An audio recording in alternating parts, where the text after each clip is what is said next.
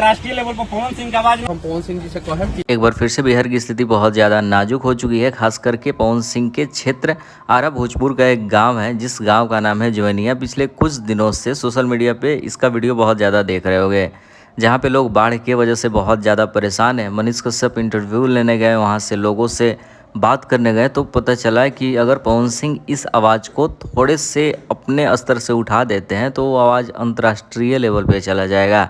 मतलब मीडिया लोग पहुंच रहे हैं तो वो नॉर्मली आवाज़ रह जाएगा, लेकिन अगर पवन सिंह इसी क्षेत्र के हैं, अगर वो आवाज़ उठाते हैं तो थोड़ा सा ज़्यादा मदद हो सके। इसी वजह से जब मनीष कश्यप उस क्षेत्र के लोगों से मिलने गए तो वहाँ पे सबका सिर्फ एक ही डिमांड था कि इस बातों को आप पवन सिंह तक पहुँचा दीजिए ताकि वो अपने स्तर से मदद कर सकें। और वो क्षेत्र पवन सिंह का ही है, आरा भोजपुर का। इस वजह से लोग उम्मीद लगाए बैठे हैं कि पवन सिंह आएंगे और वहाँ के लोगों का जो भी दुख दर्द है वो शायद दूर कर सकें। तो देखते हैं पवन सिंह आते हैं या नहीं, या फिर सोशल मीडिया पे अपनी बातों को रखते हैं या फिर नहीं।